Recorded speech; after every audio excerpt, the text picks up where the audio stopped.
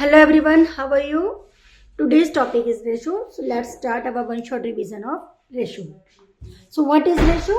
Ratio, two quantities of the same kind can be compared by a relation called ratio. यानी दो same type की quantities, ठीक है, उनको हम किससे कंपेयर कर सकते हैं?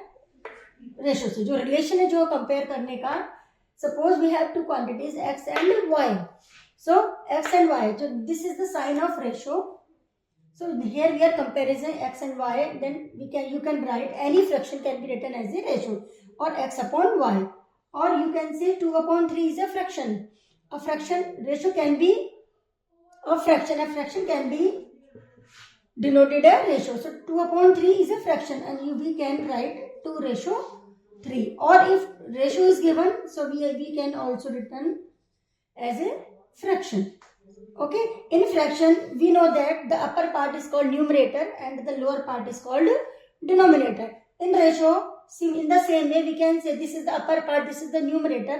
Here is numerator is called antecedent, and the second term or denominator of the fraction or ratio is known as consequent. So we have antecedent and consequent in the part of ratio.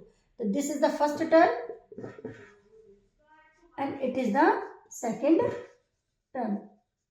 Now we will see the kinds of ratio. So here comes types of ratio. One type ratio is compound ratio.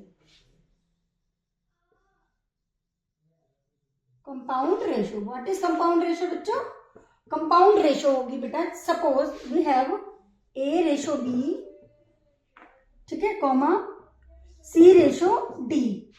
So we have two pair of ratios. So compound ratio will be when we will multiply, A की multiply C में करेंगे, यानी first की किस में करेंगे? Third में, and second की करेंगे फोर्थ में. So that will be a compound ratio like AC ratio BD. Clear?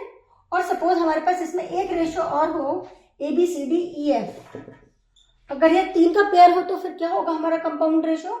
That will AC, मतलब एक को छोड़ते जाएंगे इजीली, B को छोड़ा तो C, D को छोड़ा E. सो ACE.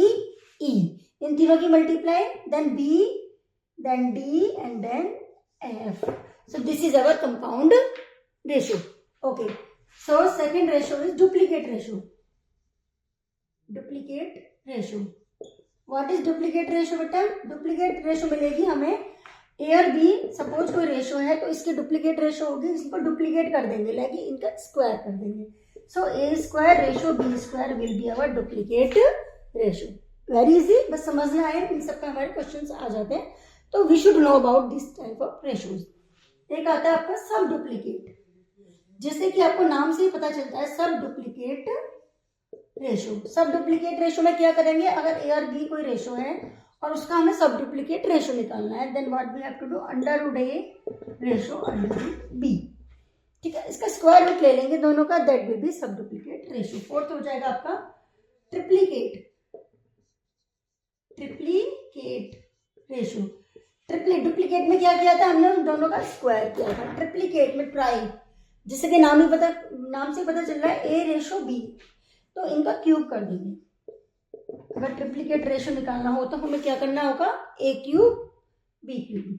ओके, अब आ जाएगा सेम सब ट्रिप्लीकेट. सब ट्रिप्लीकेट रेशो. अगेन समझ गए होंगे, सब ट्रिप्लीकेट में क्या करेंगे? क्यूब रूट ले लेंगे. So that will be the cube root of the ratios are known as sub triplicate ratio. Now next one is reciprocal ratio. Reciprocal ratio, suppose A and B is ratio, so 1 upon A ratio 1 upon B. So this is known as reciprocal ratio. बेटा ratio की property ये भी है, इसके antecedent, this is our antecedent and this is our consequent में कोई भी फर्क नहीं होता है अगर हम इन दोनों में किसी भी नंबर से मल्टीप्लाई और डिवाइड करें दोनों में, so the ratio will be unaffected. Okay, now we have 6 types of ratio. Now we will see the questions. Now the question is, if a minus x ratio b minus x. Be the duplicate ratio of a and b. Then show that this we have to show. बेटा क्या दिया है, question कह रहा है a minus x upon b minus x because ratio can be written as a friction. So this we know. अब इसको हमने बताया डुप्लीकेट रेशो किसका, इसका. तो अगर ये a अपॉन b है तो इसका डुप्लीकेट मैंने क्या बताया था, a स्क्वायर b स्क्वायर. ठीक है, इसका डुप्लीकेट रेशो ये है. This is the duplicate ratio of a ratio b. तो ये हमारी इक्वेशन बनी. अब हमें से ऐसे सॉल्व करना है कि हमारा ये आंसर आना चाहिए. तो कैसे सॉल्व करें, क्या हम क्रॉस मल्टीप्लाई कर सकते हैं? Yes, let's do cross multiply. b square a minus x a square b minus x. Opening the bracket, b square a minus b square x is equal to a square b minus a square x. Okay, can we do this? B square a minus a square b minus a square x plus b square x. Okay, यहाँ क्या common है, यहाँ A B common आ गया. ठीक है, the side change कर ली हमने, same term ले, यानी हमने क्या किया, ए के टर्म एक साथ लिए, ए बी वाले, और बी एक्स के एक्स के एक साथ लिए. ठीक है, तो ए बी कॉमन आया, क्या बचा इसमें, बी माइनस ए. यहाँ क्या आएगा बेटा, क्या मैं इसे ऐसे लिख सकती हूँ, B square x minus A square x. Just आगे पीछे हम लिख सकते हैं. फिर x इज कॉमन, क्या बचा, B square minus A square X. आपने आइडेंटिटी पढ़ी होगी A square minus B square की, in a bracket A minus B and A square minus B square is equal to A minus B dot A plus B. ठीक है बेटा, तो same identity I am using here. So क्या आएगा हमारा, B minus A and B plus A. और यह हमारा ए बी ऑलरेडी चल रहा है बी माइनस ए. यहाँ से हमारा बी माइनस ए कट हो गया. ठीक है, अब हमारे पास क्या बच रहा है, देखो बच्चों, हमारे पास बचता है यहाँ से क्या बच रहा है, ए बी. यहाँ से बच रहा है हमारे पास A B is equal to this gonna cut, तो X into B plus A, X into B plus A. ये बच रहा है, हमें इससे इसको लाना है. ठीक है, देख रहे हैं आप लोग कैसे करना है. क्या हम कर सकते हैं, इसको यहाँ लिखें और इसको यहाँ. कैसे लिखेंगे, क्योंकि वी वांट 1 अपॉन एक्स, तो मैंने इसे क्या किया, 1 अपॉन एक्स. यानी इसे ऐसे समझिए, ए बी अपॉन एक्स. पहले मैं इसको एज ए डिनोमिनेटर लेकर आई, is equal to B plus A बच रहा है, यहाँ कुछ नहीं बचा, यहाँ 1 बचा. अब ए बी को मैं इसके पास ले जाती हूँ, तो यहाँ क्या बचेगा, जब ए बी नीचे आएगा तो 1 बचेगा ना. इसका मतलब क्या, 1 इंटू ए बी. तो आई गेट 1 अपॉन एक्स, और ये हम लेगा आपको B plus A upon A B. अब इसे सेपरेट कर लेंगे. After separating B upon A B plus A upon A B, A से ए गया, बी से बी गया, मिल गया 1 upon X is equal to 1 upon A plus 1 upon B. ये तो हमें प्रूफ करना था. ठीक है, तो बेटा इस टाइप के क्वेश्चन आते हैं. आगे एक और क्वेश्चन देखते हैं. यस, हमारा नेक्स्ट क्वेश्चन आ रहा है, फाइंड द कंपाउंड रेशो. ठीक है, तो हमारे पास कितने पेयर्स हैं, 3 पेयर्स ऑफ रेशोज हैं. मैंने आपको क्या बताया था, इसको मैं मान लेती हूँ ए, देन बी, इसको माना सी डी, फिर से ई एंड एफ. ठीक है, अभी क्या बताया था, अगर 3 का पेयर होगा तो क्या बनेगा, A C E, A multiply C multiply E is equal to B multiply D and multiply F. ठीक है, चलिए तो लगाते हैं. फिर ए की जगह लगाते हैं 1, सी कितना है बेटा 3, और then under root 2 is equal to 2 4 2 4 1. ठीक है, यहाँ क्या है आपका 3 अंडर रूट 2, यहाँ बीच में आएगा बेटा रेशो, सॉरी यहाँ आएगा रेशो, क्योंकि रेशो की बात हो रही है. 3 अंडर रूट 2 रेशो 8, तो it is your compound ratio. ठीक है, तो this was our ratio, I explain ratio. Now we are going to proportion. An equality of 2 ratios is known as proportion. कैसे, suppose A ratio B, C ratio B, तो इनको हमने equal कर दिया with this sign, so this becomes our proportion. ठीक है, 2 ratio जो भी किसी इस साइन से के साथ अटैच होंगे, दैट आर कॉल्ड प्रोपोर्शन। इसमें बेटा ये ए एंड सी यानी बाहर के दोनों term they are known as extremes, और अंदर के दोनों टर्म्स को क्या बोलते हैं हम? मीन्स।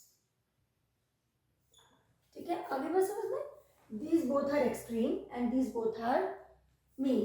So ये होता है first term, second term, third term and fourth term.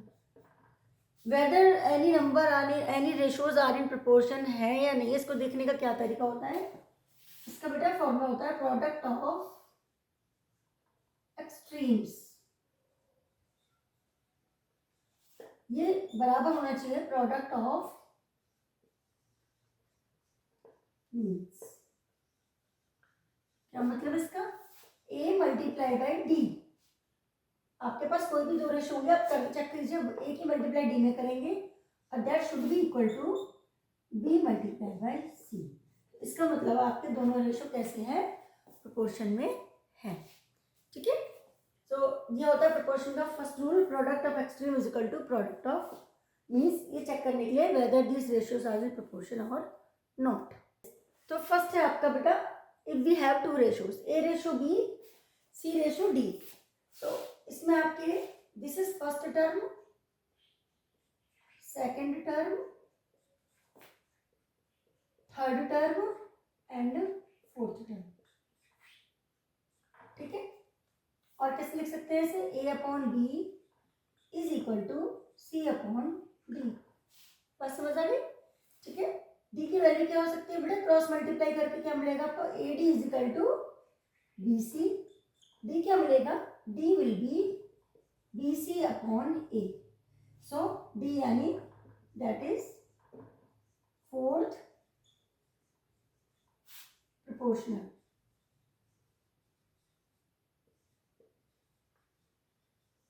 Is equal to B C upon ए।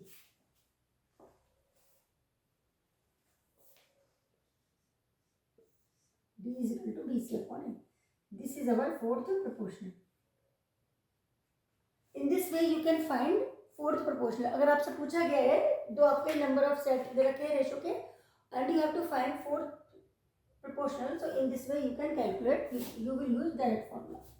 ठीक है, multiply of second and third and divide by first term. ठीक है,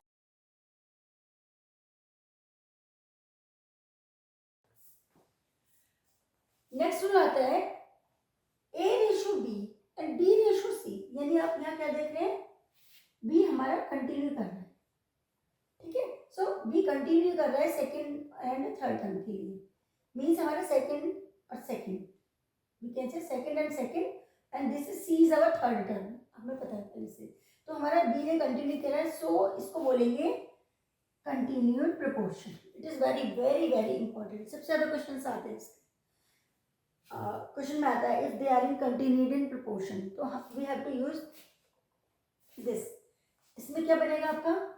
a upon B is equal to B upon C. ये बनेगा ना, जब आपको cross multiply करेंगे तो क्या मिल जाएगा? B square is equal to A C. It is very very important, इसकी ये दोनों फॉर्म बेटा बहुत इंपॉर्टेंट है। क्वेश्चन में आता है जब भी मतलब A B C D are in continued proportion, then you have to use this, B square is equal to A C. B क्या है हमारा? सेकंड, यानी square of second term is equal to multiply by first and third term.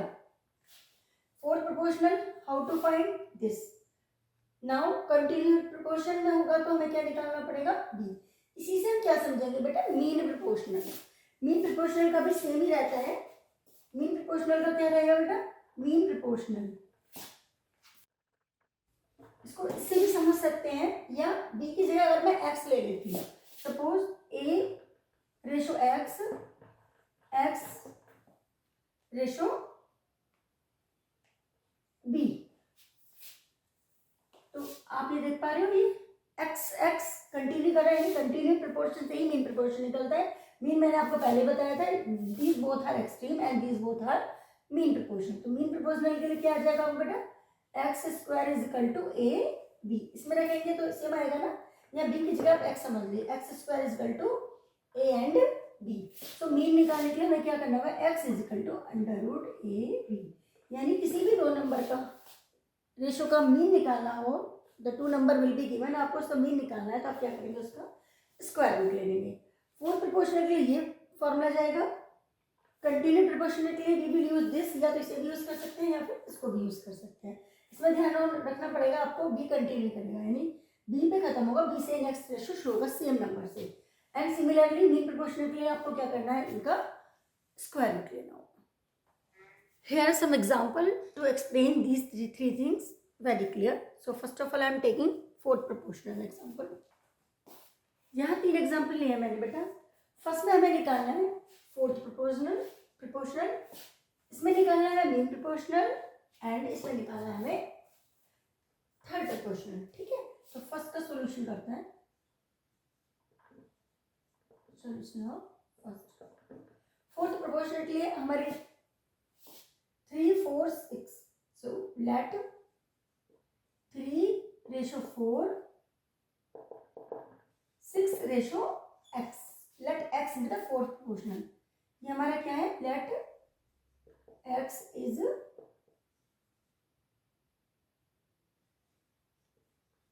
fourth proportional। ठीक, let x is a fourth proportional, then क्या formula था, या तो formula direct लगा दीजिए, या फिर हम क्या कर सकते हैं, 3/4 is equal to 6/x, 3x is equal to 6 into 4, x is equal to 6 into 4/3, 3 2 6, x is equal to 8। तो फर्स्ट सेकेंड थर्ड 3 टर्म हमारे पास थे, फोर्थ हमने x मान लिया, x मान के हमने सेम एक्सप्लेन सेम फॉर्मूला लगा दिया। ठीक है, सेकेंड का देखिए। So now mean proportional for 9 and 16. तो सेकेंड का देखते हैं, mean proportional for 9 and 16. So let A is equal to 9, B is equal to 16. So I told you mean proportional के लिए क्या करते हैं, mean proportional is equal to under root A B। ठीक है, so under root 9 into 16, clear, 9 into 16, 144, answer is 12। So mean proportional is 12। Now हमारा last है third proportional to 8 and 12, we will solve this also। So now for third proportional to 8 and 12, so बेटा A is 8, B is 12, तो continued वाले फॉर्मूले से हम third proportional निकाल सकते हैं। कंटिन्यूड वाला फॉर्मूला क्या था हमारा, if A B C are in continued proportion, तो हमने फॉर्मूला निकाला था A square equal to A into C. तो यहाँ फर्स्ट टर्म ये था, फर्स्ट टर्म, सेकंड टर्म, और आपका थर्ड टर्म क्या था बेटा, सी था। इस फॉर्मूले से हमारा सी क्या आएगा, B square upon A. So we will use this formula directly here. So यहाँ हमें क्या निकालना है, थर्ड प्रोपोर्शनल। ठीक है, समझ में आ गया। कंटिन्यूड प्रोपोर्शन से हमारे पास ये था, ये हमारा थर्ड था, थर्ड का मतलब B square upon A. B आपके पास है, ए आपके पास है, इसलिए आप लिखोगे third proportional is equal to B square upon A, 12 square upon 8, 12 into 12 upon 8, 4 2 जा 8, 4 3 जा 2, 6 जा, इट मीन्स 6 3 जा 18। So continued proportion, mean proportion, third proportional, fourth proportional, किसी भी क्वेश्चन में हम कैसे निकाल सकते हैं, ये मैंने सारे आपको एक्सप्लेन किए हैं विद एग्जांपल। नेक्स्ट आपके आती है कुछ बहुत ज़्यादा इंपॉर्टेंट प्रॉपर्टीज ऑफ प्रोपोर्शन, जिसके क्वेश्चन मेनली हमारे बोर्ड में आते हैं। ठीक है, देखते हैं। Yes, some other properties of proportion are componendo, dividendo, alternendo and invertendo. ठीक है, componendo, dividendo, most important properties we use in proportion, and then the alternando also and invertendo। So we will understand these चारों चीजें होती क्या है और हम इनका कैसे यूज करते हैं। ठीक है, चलिए देखते हैं। Okay, to understand componendo, what we have to do, first of all I am taking proportion, series of proportion like A ratio B, C ratio D। ये हमारे पास एक प्रोपोर्शन है। ठीक है बेटा, अब हम इसे कैसे लिख सकते हैं, ये तो हमें पता है, रेशो को लिख सकते हैं फ्रैक्शन में C upon D. Now we are adding 1 on both sides. ठीक है बेटा. वी गेट क्या मिलेगा हमें अगर हम दोनों तरफ 1 को ऐड करेंगे. A upon B plus 1 C upon D plus 1. So हमें क्या मिला बेटा A plus B upon B is equal to C plus D upon D. ठीक है. It means again we can write in ratio A plus B ratio D is equal to C plus D ratio D. This is our component. ठीक है. तो कंपोनेंटो क्या है अगर A और B और C एंड D रेशो है हमारे पास so we can write A plus B ratio B and C plus D ratio D. इसका यूज मैं आपको बाद में बताने वाली हूँ. अभी फिलहाल आप इसे समझ लीजिए. कंपोनेंटो के लिए वी विल यूज दिस. ठीक है. अब सेम है आपका डिविडेंडो. डिविडेंडो में क्या करना है आपको सारा प्रोसेस सेम होगा ये सब कुछ.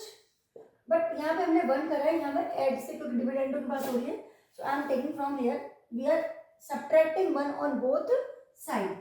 So A upon B is equal to C upon D. Subtracting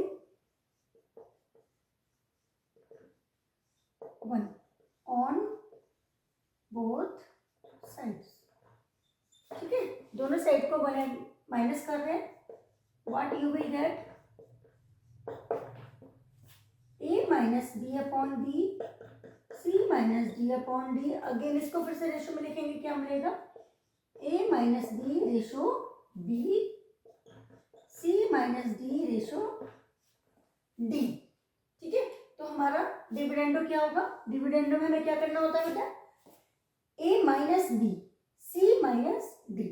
और कंपोनेंटो में हमने क्या किया था A यहाँ प्लस किया है और यहाँ हमने क्या किया है माइनस किया है. लेकिन बेटा मोस्ट ऑफ द टाइम हम कंपोनेंट डिविडेंडो को एक साथ यूज करते हैं. राइटिंग कंपोनेंडो एंड डिविडेंडो हम एक साथ कैसे यूज करेंगे हमारे पास अगर कोई फ्रैक्शन होता है A upon B and then if we are applying componendo and dividendo it means what we are doing componendo लगाया A प्लस B डिविडेंडो मतलब A माइनस B. ऐसे करके हम इसको एक साथ यूज करते हैं.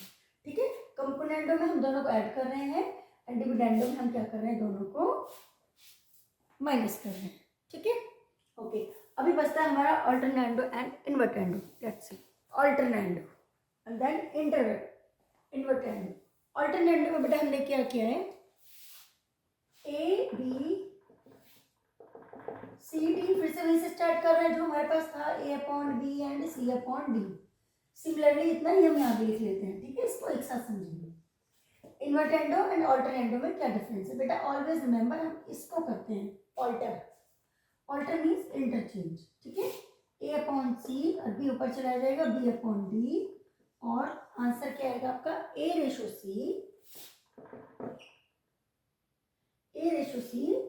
Is equal to B ratio D. इसमें क्या करना है इन्वर्ट क्या होता है मतलब अपोजिट यानी रेसिप्रोकल कर रहे हैं. तो इसका रेसिप्रोकल कर देंगे B upon A D upon C. सो और आंसर क्या आएगा आपका बेटा B रेशो A. बेटा रेशो प्रपोर्शन में जो भी हम करते हैं जिसमें भी हम चेंजेस करते हैं वो दोनों साइड करते हैं. पहली चीज तो अगर LHS में भी चेंज हो रहा है तो RHS में भी होगा. न्यूमरेटर में हो रहा है तो डिनोमिनेटर में भी सेम चेंज सेम करना पड़ेगा. इसलिए अगर ये इन्वर्ट कर रहे हैं तो दोनों ही इन्वर्ट करेंगे और इसमें क्या है इसके आपस में इंटरचेंज हो गए. तो अल्टरनेंडो में क्या है A ratio C B ratio D and invertendo में हो गया आपका बेटा opposite B ratio A D ratio C. चलिए कुछ एग्जाम्पल के साथ अब इन प्रॉपर्टीज को समझते हैं. So here is example number 1. If Q is the mean proportional of P and R, then we have to prove that this one. Q क्या है बेटा इसको समझने के लिए आप क्या समझेंगे पहले हमें समझना है Q. Q क्या है मीन प्रोपोर्शनल किसका P एंड R का. मीन प्रोपोर्शनल के लिए मैंने क्या फॉर्मूला बताया था आपको Q is equal to Q square is equal to P R. ठीक है. ये था ना हमारा फॉर्मूला मीन प्रोपोर्शनल के लिए समझ लेंगे या फिर कंटिन्यूड प्रोपोर्शनल के लिए. So q square is equal to p r. So RHS देख लेते हैं. इसके RHS है हमारी RHS is equal to p q r. ठीक है. पी आर की जगह हम क्या लगा देंगे बेटा? P R. यानी इसको हम लिख सकते हैं पी आर इंटू क्यू. ठीक है. और पी आर की जगह जो कि हमें पता है Q square into Q is equal to Q. या LHS आ गया. अब हमें हमारा RHS देखना है. LHS देखना. सॉरी LHS में देखिए बेटा P Q plus Q are. आपको ऐसा कुछ मिल रहा है? पी आर यहाँ मिल रहा है. आर पी या पी आर एक ही बात है. तो क्या मैं इसको रिप्लेस कर सकती हूँ? किससे करूंगी? क्यू स्क्वायर से. तो लगा देते हैं इसमें LHS में P Q plus Q R plus Q square upon P plus Q plus R का होल क्यू. और क्या कर सकते हैं? अब इसमें देखिए क्या कुछ कॉमन है? हाँ, इसमें क्या कॉमन है? क्यू कॉमन है. सो क्यू कॉमन ले लेते हैं. P plus R plus Q upon P plus Q plus R. ये तो एक ही बात हुई भाई. P R plus Q mean ऐसे लिख सकते हैं P plus Q plus R. तो एक ही बात है. तो ये कट जाएगा. ठीक है. और आ रहा है आपका क्यू. तो आपके पास क्या बच रहा है? Q cube. तो यहाँ भी क्यू क्यूब, यहाँ भी क्यू क्यूब. इसका मतलब LHS is equal to RHS. तो हमें क्या प्रूफ करना था? यस, कि अगर मीन प्रोपोर्शनल है तो ये प्रूफ कर दीजिए. देखिए हमने प्रूफ कर दिया LHS इक्वल टू RHS. इसका मतलब ये कि मीन प्रोपोर्शनल है. तो in this way you can do your question. So एक और ले लेते हैं एग्जाम्पल. ओके, नेक्स्ट एग्जाम्पल देखते हैं. इसमें क्या दिया बेटा? X Y Z are in continued proportion. तो बात आई समझ में? मैंने क्या बोला था? ऐसा बहुत बार आता है. It is given X Y Z. अभी पहले मैं क्या दिया था? Mean proportion. तब भी सेम ही था. और कंटिन्यूड प्रोपोर्शन. बस मीन में और क्या करते हैं? स्क्वायर रूट ले लेते हैं. बाकी फॉर्मूला सेम रहता है. X Y Z are in continued proportion. So Y square क्या हो जाएगा? कंटिन्यू कौन कर रहा है? वाई करेगा कंटिन्यू, है ना. तो हमारा इसकी वजह से हो जाएगा Y square is equal to X Z. ये हमें पता है. ठीक है. गिवन लिख सकते हैं. Already know if X Y Z are in continued proportion so Y is equal to X Z. Okay, now इसका LHS ले लेते हैं बेटा. LHS क्या है इसका? X plus y whole square y plus z whole square.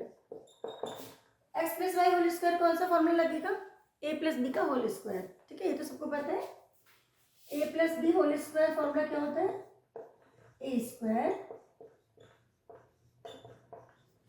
Plus 2ab plus b square. ठीक है, यहाँ लगा देते हैं x square plus y square plus 2xy. नीचे भी लगा देंगे Y square plus Z square plus 2yz. तो बेटा हमें क्या पता है? यहाँ वाई स्क्वायर को रिप्लेस कर सकते हैं क्या? बिल्कुल कर सकते हैं. इस वाई स्क्वायर को रिप्लेस कर देंगे एक्स जेड से. कर देते हैं. चलिए करते हैं. X square plus Y Z की जगह वाई स्क्वायर को रिप्लेस कर X Z plus 2xy upon नीचे देखिए X Z plus Z square plus 2yz. क्या कॉमन है ऊपर? ऊपर हमारा कॉमन आएगा x. अंदर आएगा ब्रैकेट में x plus Z plus 2y. नीचे क्या कॉमन है बेटा? z कॉमन है. तो x plus Z plus 2y. Okay, ये क्या हुआ? तो कट गया पूरा. क्या बचा? x upon Z. अरे यही तो लाना था हमें, x अपॉन जेड. तो हो गया हमारा LHS is equal to RHS. See very easy questions ना, बहुत इजी क्वेश्चंस है. इसमें ज़्यादा दिमाग लगाना नहीं है. बट आपको ये तीनों चारों प्रॉपर्टी मैंने आपको बताई थी. देखिए फिर से रिकैप करते हैं. Fourth proportional, third proportional, continued proportional, ये तो प्रोपोर्शनल की थी. और इनकी मिक्स में जो मैंने प्रॉपर्टी बताई थी कंपोनेंडो, डिविडेंडो, ऑल्टरनेंडो एंड इन्वर्टेंडो. तो अब तक हमने कंटिन्यूड प्रोपोर्शन की प्रॉपर्टीज के क्वेश्चंस देखे हैं. Now I am taking the questions on componendo dividendo. ठीक है, चलिए इस क्वेश्चन के साथ समझेंगे हम कंपोनेंडो डिविडेंडो का कैसे सिस्टम चलता है और कैसे हम इसे यूज करते हैं. चलिए क्वेश्चन है बेटा, if 3a plus 4b upon 3c plus 4d is equal to 3a minus 4b upon 3c minus 4d. Prove करना है a upon b is equal to c upon d. First of all इस चीज को समझेंगे बेटा. यहाँ a b c d और इसके पास भी a b c d है. अगर इस कंडीशन में कंपोनेंट और डिविडेंड लगाया तो आंसर नहीं आएगा, क्योंकि आपके पास क्या मिल जाएंगे फिर a b c d. उससे पहले आप इसे समझिए. 3a 4b 3a 4b 3c 4d 3c 4d. ठीक है, यानी ये इसको अपने घर में लाना बहुत जरूरी है और इसको इसके पास पहुंचाना बहुत जरूरी है. कौन सी प्रॉपर्टी? अल्टरनेंडो. ठीक है, तो बाय अल्टरनेंडो अप्लाई कर दिया तो स्विच करना है इसको इससे स्विच करना है. ये हमारी प्रॉपर्टी थी. So it will be like 3a plus 4b upon 3a minus 4b. Clear? तो इसे इसके घर पे ही पहुंचा देते हैं. और भाई तू भाई अपने घर जा. 3c plus 4d upon 3c minus 4d. पता है समझ? अब दोनों अपने अपने घरों में आराम से बैठे हैं. अब हम अप्लाई करेंगे. Applying componendo and dividendo. चलिए कर दीजिए. कंपोनेंडो डिविडेंडो को समझने के लिए मैंने आपसे पहले भी बोला था क्या समझना जरूरी है. a plus B upon a minus B. इसे समझना बहुत जरूरी है. यहाँ a क्या है बेटा? ये मैं a मानती हूँ, इसे मैं b मानती हूँ. इसमें ये a है, इसमें ये b है. ठीक है, प्रॉपर्टी हमारी कहते हैं a प्लस b, यानी a 3a plus 4b plus b, ये पूरा 3a minus 4b a plus b. Similarly a minus b a 3a plus 4b minus 3a minus 4b. अब ये फॉर्मूला लग गया. इधर भी लगा देते, चले लगाते हैं. 3c प्लस 4d यानी a लिख दिया मैंने, प्लस b कितना है बेटा? 3c minus 4d upon, again फिर से वहीं से शुरू करेंगे a से. 3c plus 4d minus 3c minus 4d. ना खोल देते हैं, ब्रैकेट से बाहर निकाल देते हैं इन्हें. 3a plus 4b plus 3a minus 4b upon 3a plus 4b. Minus है, माइनस में पता है ना साइन चेंज हो जाएंगे. Minus 3a plus 4b. इसमें भी same 3c plus 4d plus 3c minus 4d upon 3c plus 4d. Minus में साइन बदल देंगे, माइनस 3c प्लस 4d. जो कट रहा है उसे काट देते हैं. ठीक है, क्या क्या बचा आपके पास बेटा? 6a upon 8b. यहाँ क्या बच रहा है? 6c upon 8d. 6d से ये कट गया, ये कैंसिल होगा. ठीक है, तो क्या मिलेगा? अल्टीमेटली हमें मिलेगा a upon b c upon d. ये तो प्रूव करना था हमें. a upon b is equal to c upon d. Clear? चलिए एक क्वेश्चन और देखते हैं, इसको और अच्छे से समझते हैं. Another question. इसमें क्या है बेटा? लेंथी सा लग रहा है? नहीं, बहुत इजी है. देखने में बड़ा है पर बहुत इजीली हो जाएगा. x की वैल्यू दे रखी है. अब ये x अकेला है. हमें इसमें क्या करना है? इसमें कंपोनेंट और डिविडेंडो कैसे लगेगा बेटा? डिनोमिनेटर में कुछ नहीं है. तो if for this we will take x1. So ये हो जाएगा x upon 1. Now applying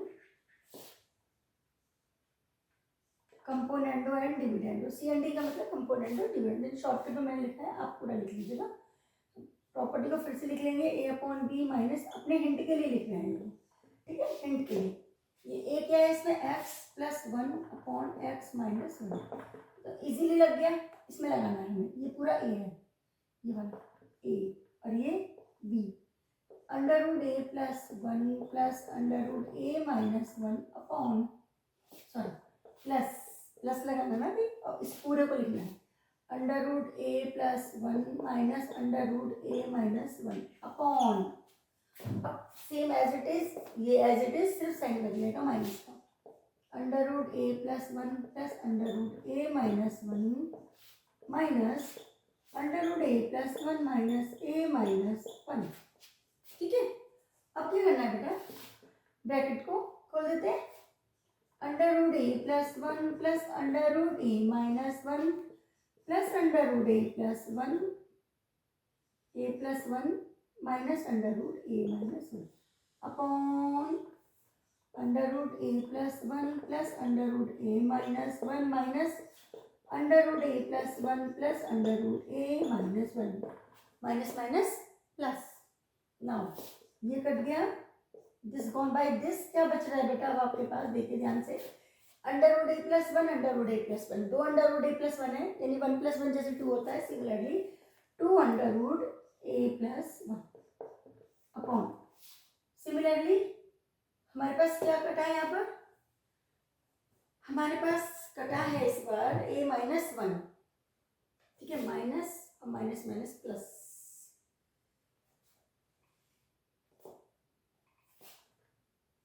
under root ए प्लस वन कटा है, ए प्लस वन कटा है बेटा, ये वाला नहीं कटा था, ठीक है, ये नहीं कटा था, ये कटा था, ए प्लस वन तो यहाँ बचेगा ये दोनों, टू अंडर रूट ए माइनस वन। ठीक, अब देखो बेटा, टू से टू फिर कैंसिल हो गया, कितना इजी हो गया, अब देखिए कितना लेंथी लग रहा था और देखिए कितना इजी हो गया आपका क्वेश्चन। किसके बराबर आया ये, X plus one upon x minus one is equal to under root A plus one upon under root A minus one. अब क्या करें, आंसर तो ये लाना था ना हमें, अब यहाँ पर क्या करना है, स्क्वायर रूट मिल रहा है, स्क्वायर रूट मिल को रिमूव करना है, कैसे रिमूव करेंगे, taking square on both side, ध्यान रखना बोथ साइड, कुछ भी रेशियो प्रोपोर्शन में करेंगे, जो एलएचएस के साथ करेंगे वो आरएचएस में, जो आरएचएस में करेंगे वही चेंजेस एलएचएस में आएंगे। So squaring on both sides, squaring on both sides, तो पूरा स्क्वायर हो जाएगा, मैं स्क्वायर को डिस्ट्रीब्यूट कर रही हूँ अपॉन एक्स माइनस वन का होल स्क्वायर। ठीक, सिमिलरली अंडर रूट ए प्लस वन का होल स्क्वायर अंडर रूट ए माइनस वन का whole square, square root gone. ठीक, क्या बच रहा है, एक्स प्लस वन का होल स्क्वायर का फॉर्मूला एक्स माइनस वन, उससे पहले हमें फिर से इसमें क्या लगाना पड़ेगा, कंपोनेंटो डिविडेंडो अगेन, यस फिर से लगाओ, इसमें फिर से लगाते हैं बेटा, ठीक है, जब तक इसमें फिर से नहीं लगेगा आंसर नहीं आने वाला, क्योंकि अभी हमारे पास क्या है स्क्वायर, अगर हमने स्क्वायर खोल दिया और लेंथ हो जाएगा। एक तरीका और आप इसको क्रॉस मल्टीप्लाई से कुछ बच्चे कर लेते हैं, वो भी ठीक है, लेकिन वो थोड़ा लेंथी हो जाता है, तो why don't we put componendo again ना, जब हमारे पास ऑप्शन है तो इजी ऑप्शन को लेकर चलते हैं।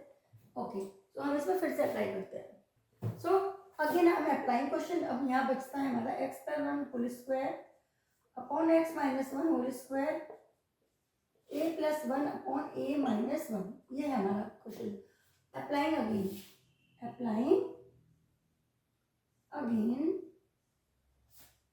कंपोनेंटो and dividendo, what we get बेटा, फिर से लगा रहे हैं, x plus one whole square plus x minus one whole square upon x plus one whole square minus x minus one whole square.